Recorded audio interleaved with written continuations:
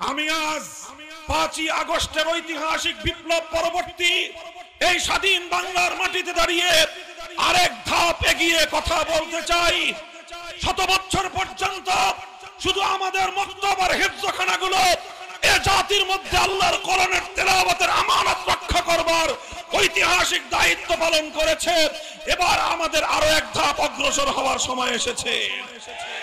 5ই August পরবর্তী এই বাংলার মাটিতে যতগুলো রাষ্ট্রীয় ব্যবস্থাপনায় স্কুল শিক্ষা ব্যবস্থা রয়েছে, সেই স্কুলগুলোর প্রাইমারি স্কুলগুলোতে যেখানে মুসলমানদের সন্তানরাই 90% থেকে 95% পড়াশোনা করে, যে স্কুলগুলোর খরচ 90% মুসলমানদের ট্যাক্সের পয়সা দিয়ে যোগানো হয়, যে স্কুলের শিক্ষক শিক্ষিকাদের বেতন আমাদের ট্যাক্সের পয়সায় যোগান হয়, যে স্কুলের পাঠ্যপুস্তক আমাদের ট্যাক্সের পয়সায় ছাপানো হয়, যে স্কুলগুলোর ঘর দালান আমাদের ট্যাক্সের পয়সা দিয়ে যোগান দেওয়া হয়, আর সবচেয়ে বড় কথা, যে স্কুলে পড়ে আমার বাচ্চারা, আমার সন্তানেরা, সেই স্কুলে ইংরেজি, বাংলা, অঙ্ক, ভূগোল, ইতিহাস সব শিক্ষা থাকবে, আল কোরআনের তেলাওয়াতের শিক্ষা থাকবে না।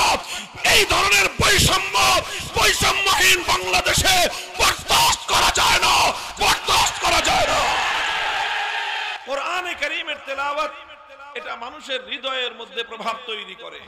সিরাতের কিতাব, ইতিহাসের কিতাব, সিয়ারুস সাহাবা, সাহাবায়ে কেরামের ইতিহাসের কিতাবের মধ্যে লেখা হয়, আবু বকর সিদ্দিক রাদিয়াল্লাহু তাআলা আনহুর জীবনীতে লেখা হয়, বুখারী শরীফ সহ বিভিন্ন হাদিসের কিতাবের মধ্যে এই ওয়াকিয়া এবং এই ঘটনার বর্ণনা রয়েছে। একবার আবু বকর রাদিয়াল্লাহু আনহু মক্কা ছেড়ে তিনি চলে যাচ্ছেন। মক্কার একজন আরবের একজন প্রসিদ্ধ নেতা সরদার ইবনুদ্দাগিনা তার নাম, ইবনুদ্দাগিনার সঙ্গে সাক্ষাৎ। ইবনুদ্দাগিনা আবু বকর সিদ্দিককে, আবু বকরকে জিজ্ঞাসা করলেন, কোথায় যাচ্ছেন? আবু বকর বললেন যে মক্কায় থাকবো না। কেন থাকবেন না? মক্কার মানুষ আমাকে জ্বালা যন্ত্রণা দেয়, উত্ত্যক্ত করে, কষ্ট দেয়, নির্যাতন করে, এজন্য আমি মক্কা ছেড়ে চলে যাচ্ছি। ইবনুদ্দাগিনা বলল যে আবু বকর, আপনার মতো ভালো মানুষ, পরোপকারী মানুষ, আপনার মতো সোনার মানুষ যদি মক্কা ছেড়ে চলে যায়, এটা হবে মক্কা নগরীর জন্য এবং মক্কার অধিবাসীদের জন্য চরম লজ্জার বিষয়। কাজে আপনি মক্কা ছেড়ে যাবেন না, আপনার যা সমস্যা আমি সমাধান করে দেব, আপনি চলুন। ইবনুদ্দাগিনা আবু বকর রাদিয়াল্লাহু আনহুকে নিয়ে মক্কায় ফিরে এলেন। মক্কার লোকদেরকে জড়ো করে জিজ্ঞাসা করলেন, বললেন যে তোমরা আবু বকরের সঙ্গে এমন দুর্ব্যবহার কেন করো? আবু বকর যদি মক্কা ছেড়ে চলে যায় তাহলে আরবের মধ্যে মক্কার বদনাম হবে, কলঙ্ক হবে, মানুষ বলবে মক্কার মানুষ দুষ্ট। আবু বকরের মতো সোনার মানুষ, মোমের মতো নরম মানুষটাও তাদের সঙ্গে থাকতে পারে না। সুতরাং আবু বকর মক্কায় থাকবে, তোমরা কেউ তাকে উত্ত্যক্ত করবে না। মক্কার লোকেরা বলেছিল, ঠিক আছে, আবু বকর মক্কায় থাকুক, আমাদের কোনো আপত্তি নাই। সে যদিও আমাদের বাপদাদার ধর্ম ত্যাগ করে মুহাম্মাদের ধর্ম গ্রহণ করেছে, সেটাতেও আমরা আপত্তি করব না। সে মুহাম্মাদের ধর্মের দিকে মানুষদেরকে আহ্বান করে দাওয়াত দেয়, সেটাতেও না হয় আমরা আপত্তি করলাম না। সে মুহাম্মাদের আনিত কিতাব সাল্লাল্লাহু আলাইহি ওয়াসাল্লাম কোরআনে কারীম তেলাওয়াত করে, সেটাতেও আমরা আপত্তি করব না।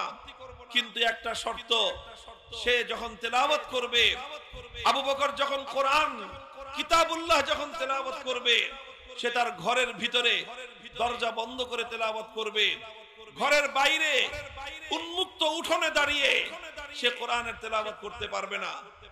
ইবনুদ্দাগিনা জিজ্ঞাসা করলো, কারণ কি? ঘরের মালিক আবু বকর, উঠোনের মালিক আবু বকর, ঘরের মধ্যে যদি সে তেলাওয়াত করতে পারে, উঠোনে তেলাওয়াত করতে তোমাদের আপত্তিটা কোথায়, সমস্যা কোথায়? মক্কার লোকেরা জবাব দিয়েছিল যে আবু বকর যখন উঠোনে দাঁড়িয়ে তার আবেগ মাখা কণ্ঠে, কান্না জড়ানো কণ্ঠে যখন কোরআনের তেলাওয়াত করতে থাকে, তখন তার এই কোরআনের তেলাওয়াত মন্ত্রমুগ্ধের মতো আমাদের গোটা মক্কার মানুষদেরকে এমন ভাবে আকৃষ্ট করতে থাকে যে ঘরগুলোতে আমরা ছোট ছোট শিশু এমনকি নারীদেরকে পর্যন্ত ঘরের মধ্যে আবদ্ধ রাখতে পারি না, লোহাকে যেরকম চুম্বক তার নিজের দিকে আকৃষ্ট করতে থাকে, সিদ্দিক আকবরের তেলাওয়াতে কোরআন মক্কার ছোট ছোট শিশু বাচ্চাদেরকে পর্যন্ত লোহার মত চুম্বকের মতো তার নিজের দিকে আকৃষ্ট করে নিয়ে আসে। এই জন্য মক্কার লোকেরা বলেছিল যে উন্মুক্ত ভাবে উচ্চ স্বরে আবু বকর কোরআনের তেলাওয়াত করতে পারবে না।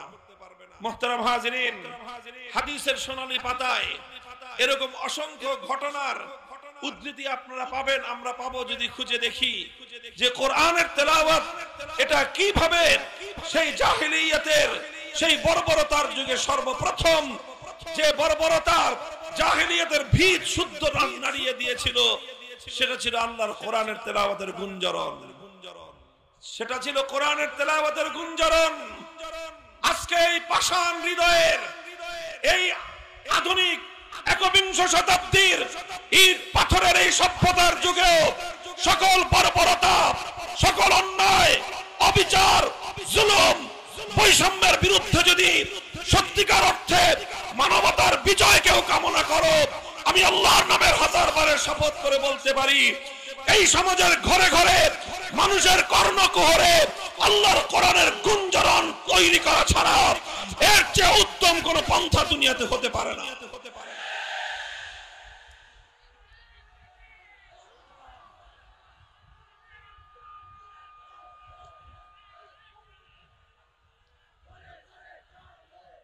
আলহামদুলিল্লাহ, নবী আকরাম সাল্লাল্লাহু আলাইহি ওয়াসাল্লামের সেই কর্মসূচি তেলাওয়াতে কিতাবুল্লাহ আজ আমাদের সমাজে আছে, টিকে আছে, সীমিত পরিসরে হলেও টিকে আছে। সেটা টিকে আছে আমাদের এই মাদারেসে কওমিয়ার মক্তব এবং হেফজখানাগুলোর মাধ্যমে। এই মক্তব এবং হেফজখানাগুলো থেকে মুসলমানদের সন্তানদেরকে আল্লাহর কোরআনের বিশুদ্ধ তেলাওয়াত, শুধু তেলাওয়াত শুদ্ধ করে তাদেরকে শিক্ষা দেওয়া হয়।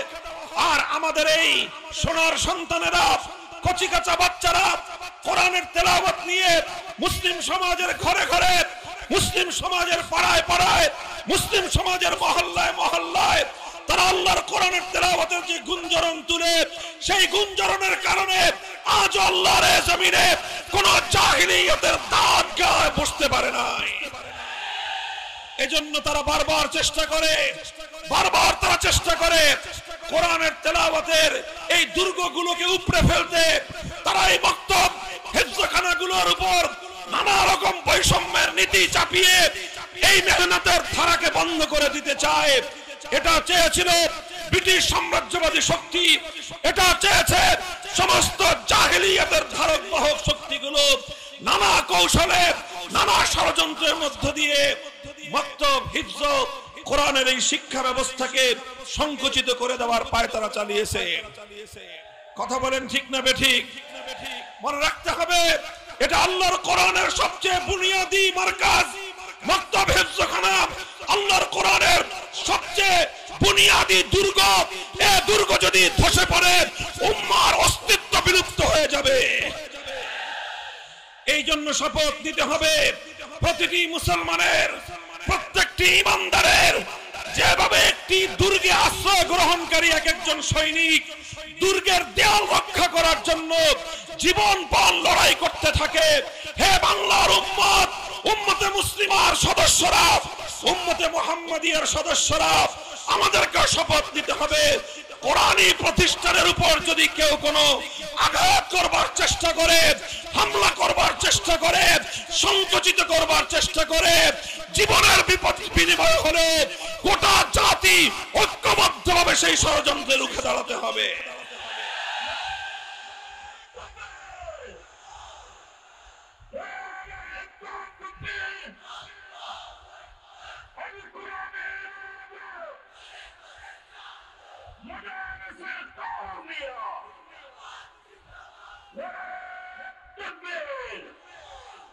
আমি আজ 5ই আগস্টের ঐতিহাসিক বিপ্লব পরবর্তী এই স্বাধীন বাংলার মাটিতে দাঁড়িয়ে আরেক ধাপ এগিয়ে কথা বলতে চাই। 100 বছর পর্যন্ত শুধু আমাদের মক্তবার হিফজখানাগুলো এ জাতির মধ্যে আল্লাহর কোরআনের তেলাওয়াতের আমানত রক্ষা করবার ঐতিহাসিক দায়িত্ব পালন করেছে। এবার আমাদের আরো এক ধাপ অগ্রসর হওয়ার সময় এসেছে।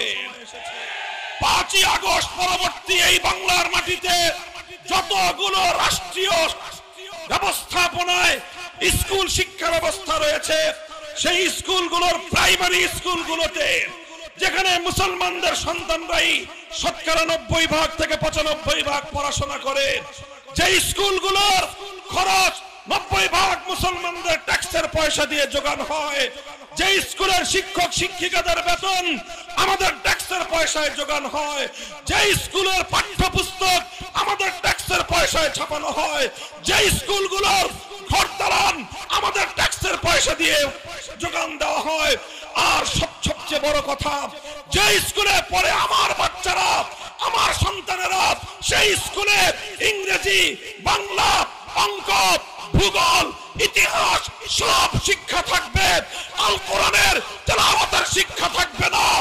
এই ধরনের বৈষম্যহীন বাংলাদেশে বরদাস্ত করা যায় না, বরদাস্ত করা যায় না।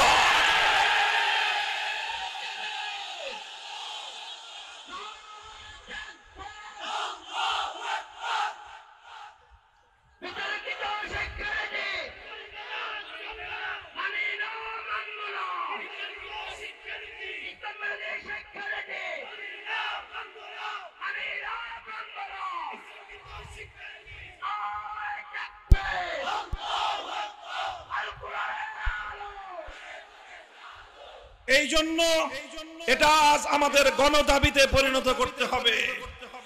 আমরা বাংলাদেশের রাজনৈতিক নেতৃবৃন্দ, প্রশাসনিক কর্মকর্তা, সকল শিক্ষাবিদ, সচেতন সুশীল মহল এবং শিক্ষক শিক্ষিকা মণ্ডলী, স্কুলগুলোর পরিচালনা পরিষদের সঙ্গে সম্পৃক্ত ব্যক্তিবর্গ, সকলের কাছে আমরা উদাত্ত আহ্বান জানাচ্ছি, প্রতিটি স্কুলে, প্রতিটি প্রাইমারি স্কুলে অন্য সকল শিক্ষার পাশাপাশি আমাদের কচিকাঁচা সন্তানদের কচি হৃদয়ের মধ্যে, তাদের এই নিষ্কলুষ অন্তরের মধ্যে আল্লাহর কোরআনের বিশুদ্ধ তেলাওয়াত শিক্ষা দেওয়ার জন্য প্রতিটি স্কুলে একজন বিশুদ্ধ কোরআনের তেলাওয়াতের শিক্ষক, নুরানি অথবা নাদিয়ার শিক্ষক নিয়োগ দেওয়ার মাধ্যমে শাহজালালের এই বাংলাদেশের বিপ্লব পরবর্তী মুসলমানদের গণদাবি বাস্তবায়ন করতে হবে। মুহতারাম হাজিরিন, এটা আমরা বলছি আজ, এই বলা শুরু করলাম, আমরা একটা একটা করে কথা উত্থাপন করছি, আর এভাবে আমরা লক্ষ্য করব, পর্যবেক্ষণ করব আমাদের কথাগুলো এই রাষ্ট্র ব্যবস্থা কতটুকু গুরুত্বের সঙ্গে পরিপালন করার উদ্যোগ গ্রহণ করে, সেটা পর্যবেক্ষণ করে আমরা আমাদের পরবর্তী পদক্ষেপ আমরা নির্ধারণ করব ইনশাআল্লাহ।